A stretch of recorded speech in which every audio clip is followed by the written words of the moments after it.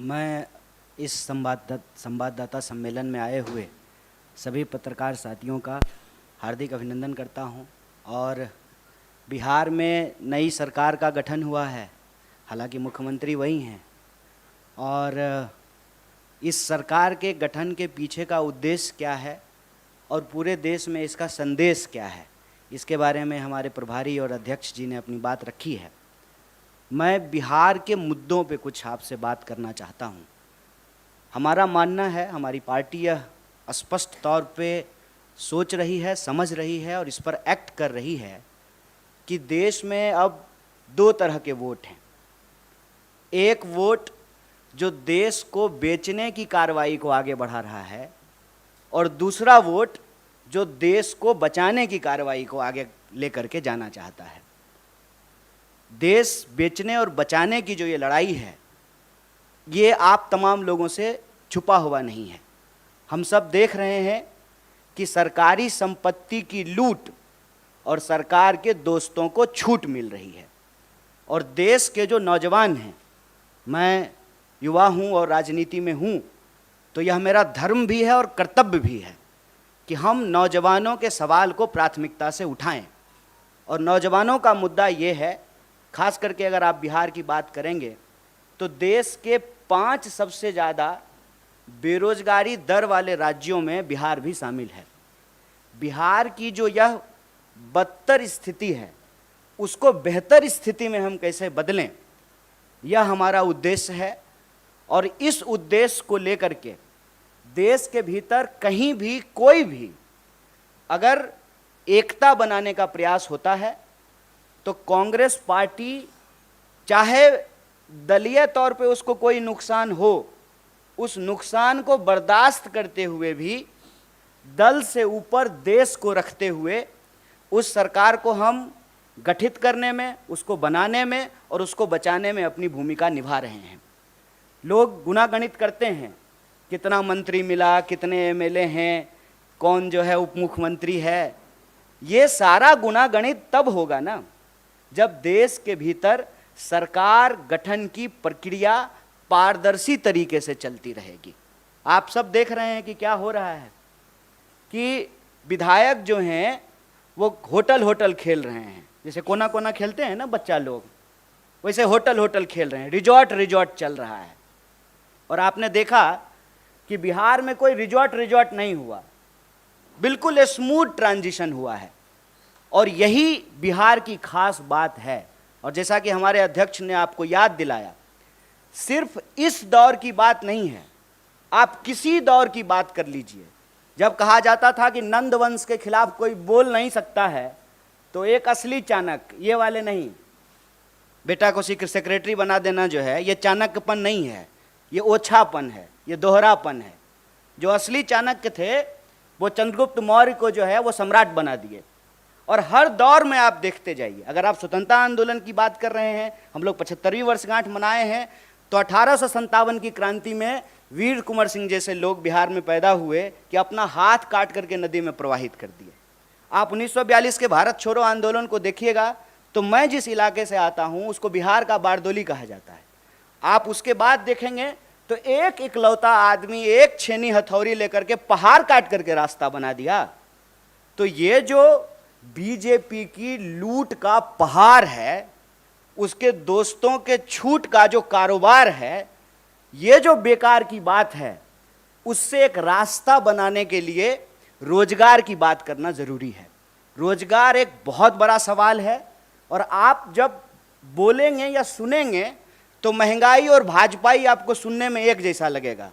महंगाई, दंगाई, ये सब जो है भाजपाई शब्द से मिलते जुलते शब्द हैं। देश को अगर इस परिस्थिति से निकालना है तो हम लोगों को देश के मुद्दे पर बात करनी पड़ेगी, उस पर एक्ट करना पड़ेगा।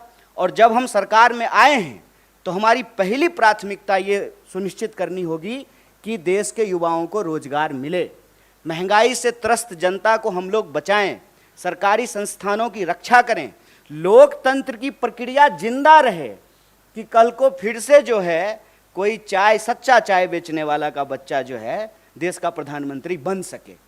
नेहरू जी हुए तभी मोदी जी हुए हैं। तो मोदी जी ऐसी परिस्थिति ना पैदा कर दें। वो कालिदास की कहानी आप लोग सुने होंगे कि जिस डाल पे बैठे हैं उसी डाल को काटने लगे हैं। तो यह जो अलोकतांत्रिक ढंग से लोकतांत्रिक सरकार के गठन का दावा किया जाता है, यह दावा किताबी है, यह दावा फर्जी है। असल में जनमत की चोरी होती है, उस जनमत को भी बचाना है और सिर्फ सरकार के गठन कर लेने से कुछ नहीं होगा। बतौर पार्टी, बतौर किसी भी गठबंधन का सदस्य हमारी ये जिम्मेवारी है कि जो घोषणाएं हमने चुनाव के दौरान की हैं उन घोषणाओं को हमको लागू करना पड़ेगा। ऐसा नहीं चलेगा कि दूसरे पे थू थू करेंगे, उससे जो है हम साफ हो जाएंगे। तो रोजगार हमारे लिए एक बहुत बड़ा सवाल है। जब यहाँ हमारे बिहार के प्रभारी और नेता आपको सरकार गठन की बधाई दे रहे हैं, देश में जो इसका एक पॉजिटिव संदेश है, इसमें कोई दो राय नहीं है। सेना का मनोबल यदि गिर जाए कि हम युद्ध जीत ही नहीं सकते हैं तो लड़ने से पहले ही हार जाएंगे। और आप सब ऐसा तो है नहीं कि सामने कुर्सी पे बैठे हुए हैं तो आप ज्ञानी नहीं हैं और हम थोड़ा ऊंचा कुर्सी लगा लिए हैं तो ज़्यादा ज्ञानी हैं, ऐसा तो बिल्कुल भी नहीं है। आप भी इसी समाज में रहते हैं। आप देख रहे हैं कि महंगाई की क्या हालत है। पेट्रोल पंप पे जब मीटर चलता है ना तो ऐसा धड़कन भी उसी स्पीड से बढ़ने लगता है। मैं तो कहता हूँ कि देश ने सरकार नहीं चुना है, खून चूसने वाला सिरिंज खरीद लिया है। हर मुद्दे पे जो है सरकार से जो भी आप एक्सपेक्ट करते हैं उस एक्सपेक्टेशन को तो छोड़ दीजिए। जैसा दुष्यंत कुमार ने लिखा है कि कहाँ तो तय था चिरागा हर एक घर के लिए, कहाँ चिराग मयस्सर नहीं शहर के लिए। कि पेट्रोल महंगा है, एक तरफ पेट्रोल ऊपर जा रहा है, रुपया नीचे आ रहा है। महंगाई का दर देश में सबसे ज़्यादा है। एक एक करके सरकारी संस्थान बेचे जा रहे हैं। पीएसयू को आप उठा करके देख लीजिए, परमानेंट नौकरियां लगातार कम की जा रही है, ठेके पे बहाली किया जा रहा है। कैसा परमानेंट जुगाड़ किया है सरकार ने साहब कि प्रधानमंत्री होते हैं 5 साल के लिए, संविधान में ऐसा लिखा हुआ है। लेकिन आप जो है सत्ता का अहंकार देखिए कि प्रधानमंत्री के जो नंबर 2 हैं वो कहते हैं कि हम जाने के लिए नहीं आए हैं, 50 साल यहीं रहेंगे। तो नियम ही बदल दीजिए कि अब प्रधानमंत्री का चुनाव 5 साल के लिए नहीं होगा, 50 साल के लिए होगा। जहां कॉन्ट्रैक्ट पे चीजें हैं कि आप 5 साल के लिए ही प्रधानमंत्री हो सकते हैं, वहां आप लाइफ टर्म रिचार्ज चाहते हैं, life term full time recharge. लेकिन जहां सरकारी नौकरी में परमानेंट की व्यवस्था थी उसको एक एक करके समाप्त किया जा रहा है। आप जो है अग्निपथ में देख लिए हैं कि क्या हुआ है। 5 साल के लिए वो मंत्री बनेंगे, 5 साल के लिए एमएलए बनेंगे, लेकिन नौकरी 4 साल के लिए मिलेगा। ये क्यों किया गया है? ताकि श्रम की चोरी की जा सके, ग्रेच्युटी ना मिले, पेंशन ना मिले, आपको कोई सुरक्षा ना मिले। और ये ऐसा नहीं है कि सिर्फ एक सेक्टर में हो रहा है, सारे सेक्टर में रोजगार की यही हालत है। तो बिहार में आज रोजगार का सवाल है, पूरे देश में रोजगार का सवाल है। इसीलिए हम कह रहे हैं कि छोड़िए बेकार की बात, ये मौका है कि कीजिए रोजगार की बात। और ये मौका तब और पैदा हो जाता है जब भाजपा विपक्ष में बैठ जाती है। ये बात मैं कह रहा हूं, इस बात को आप सब लोगों ने देखा होगा कि इस देश में बीजेपी विपक्ष की भूमिका बहुत अच्छे से निभाती है। ज्यों ही बीजेपी विपक्ष में गई, रोजगार की बात करना शुरू कर दी। इसीलिए मैं आप लोगों के माध्यम से देश को अपील करना चाहता हूं कि आप चाहते हैं कि इस देश में रोजी रोटी, कपड़ा, मकान, शिक्षा, स्वास्थ्य, सड़क, बिजली, पानी, ये राजनीति का मुद्दा रहे तो भाजपा को विपक्ष में बिठाइए। भाजपा को ज्यों ही विपक्ष में बिठाइएगा और स्मृति ईरानी जी सिलेंडर लेकर के आपको रोड पे दिख जाएंगी। भाजपा को अब ज्यों ही विपक्ष में बिठाए बिहार में, तुरंत वहां पे रोजगार की बात होनी शुरू हो गई। 10 लाख, 20 लाख, जब 10 लाख और 20 लाख का बात होगा तो 2 करोड़ रोजगार का भी बात होगा ना। तब देश का बहस जो है वो हिंदू मुसलमान से निकल करके काम पे आ जाएगा। जब काम पे बात होने लगेगी, अपने आप हिंदू मुसलमान पे बात नहीं होगी। तो जो देश के मुद्दे हैं उन मुद्दों पर देश में बात हो। और जो एक अंधेरे का वातावरण बनता जा रहा था ना कि भाजपा तो अजय है, इसको हराया नहीं जा सकता है, ए साहब ये बिहार है, संभल के रहिएगा। यहाँ पे लोग जो है ना उड़ती हुई चिड़िया का पर जो है गिन लेते हैं। अपना आप सूटकेस लेके घूमते रह जाइएगा।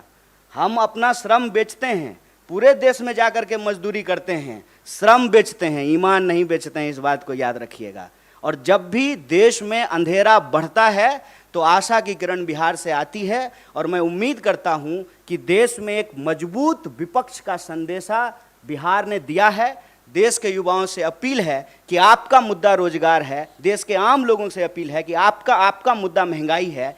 इन मुद्दों पर राजनीतिक विमर्श हो और उस विमर्श को बतौर देश की सबसे बड़ी विपक्षी पार्टी होने के नाते इसको हम जिम्मेवारी से निभाएंगे और देश के जो सवाल हैं, जो सकारात्मक मुद्दा है, जो पॉजिटिव पॉलिटिक्स है, उसको हम ले जाने का प्रयास करेंगे। आप सब लोग इस प्रेस कॉन्फ्रेंस में आए और हमारे सचिव जी यहाँ विनीत जी मौजूद हैं, आपने बात करने का मौका दिया, आप सबका बहुत बहुत धन्यवाद, बहुत शुक्रिया।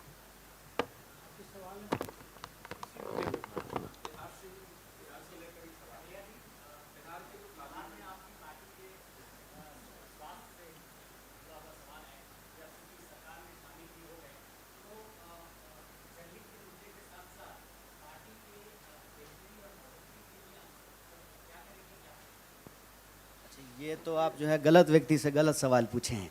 जब यहाँ प्रभारी मौजूद हैं और अध्यक्ष मौजूद हैं तो सांगठनिक सवालों का जवाब जो है वो ये दोनों देंगे। कोई पॉलिटिकल क्वेश्चन है तो हम उसका जवाब देंगे।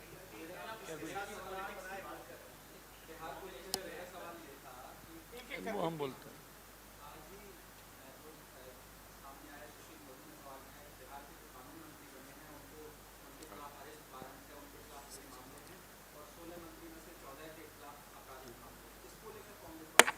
नहीं, आपराधिक मामले का जहाँ तक सवाल है, कार्तिक जी का हमने देखा है जो वारंट है, तो ये वारंट कोई ऐसी बात नहीं है। कोई भी आदमी, चाहे वो आचार संहिता का केस हो, चाहे हम लोग पर भी 7-8 को केस हुआ इधर कोविड में, तो उसका केस हो, अगर हम लोग भी अपीयर नहीं होंगे तो उसमें वारंट होता ही है। अब वो किस नेचर का केस है ये तो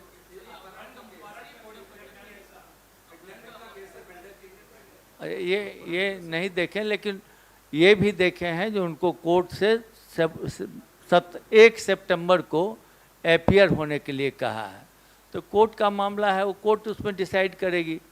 अच्छा हाँ। 1 मिनट, हम थोड़ा इस पे एक बात बोल देते हैं। आज हेडलाइन यही चल रहा है क्या? अच्छा, तो बिहार में कहावत है, चलनी दुसलक सूप के। जिस चलनी में अपने 75 छेद हो वो दूसरे का छेद दिखा रहा है। बताइए, देश के गृह मंत्री पे तरीपार होने का आरोप नहीं है, तरीपार थे, और वो बाहुबल की बात कर रहे हैं।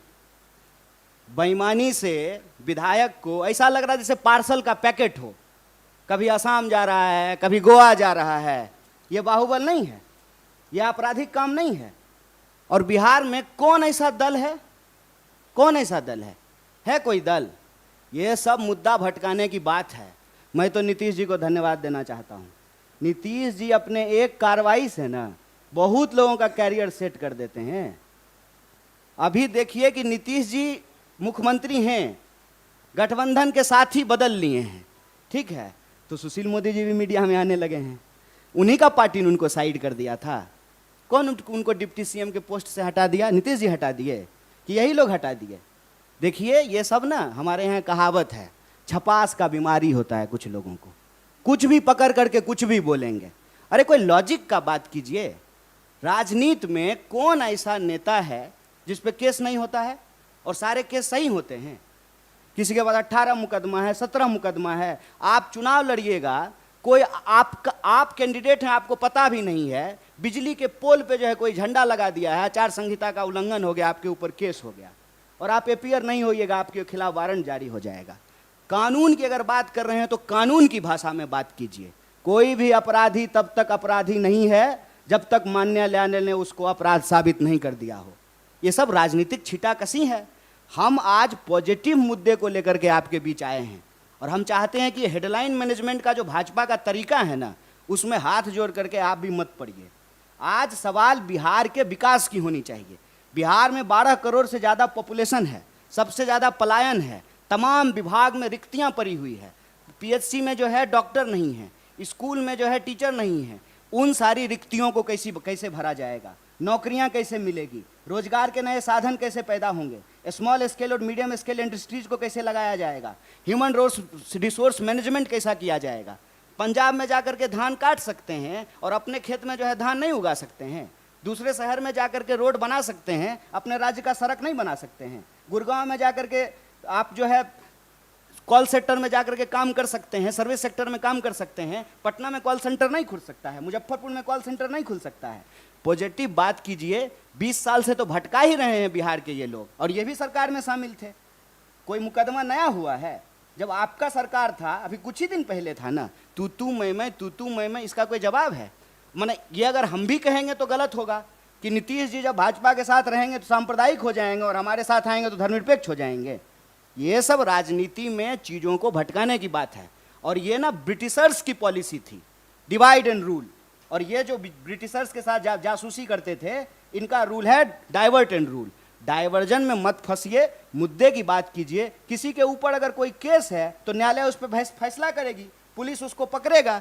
जबरदस्ती से न्यायपालिका का सवाल कार्यपालिका पे ले आइएगा, कार्यपालिका का सवाल विधायिका पे लेके चले जाइएगा, ये तो वही बात हो गई ना। वित्त का जवाब जो है रक्षा मंत्री दे रहा है, रक्षा मंत्री का जवाब जो है वित्त मंत्री दे रहा है, और जिसको बोलना चाहिए, जिसको घूमना चाहिए वो नहीं बोल रहे हैं, वो घूम नहीं रहे हैं। प्रधानमंत्री विदेश मंत्री बन करके जो है वास्को डी गामा की तरह दुनिया का चक्कर लगा रहे हैं। जिम्मेदारी फिक्स होना जरूरी है, और हमारी जिम्मेदारी ये है एज ए अलायंस पार्टनर कि सरकार ने जो वादे किए हैं वो डिलीवरेबल कैसे हो, जनता के पास जो है वो कैसे पहुंचे, ये मुद्दा हमारा है। प्लीज किसी तरह के डाइवर्जनी प्रैक्टिस में हम लोगों को फंसने की जरूरत नहीं है।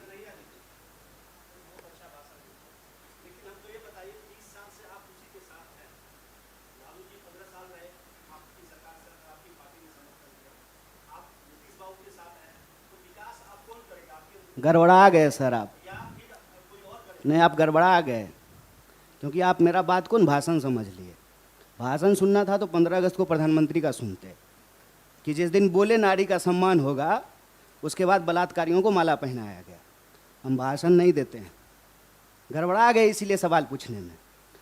बाय इलेक्शन कवर किए थे ना, यहाँ प्रभारी बैठे हुए हैं, साथ में चुनाव लड़े थे कि अलग में लड़े थे, है ध्यान आपको? बिहार में अभी बाय इलेक्शन हुआ था, कांग्रेस और आरजेडी अलग लड़ी थी कि नहीं लड़ी थी? कोई परसेप्शन बना लीजिएगा, उसी पे खेलते रहिएगा।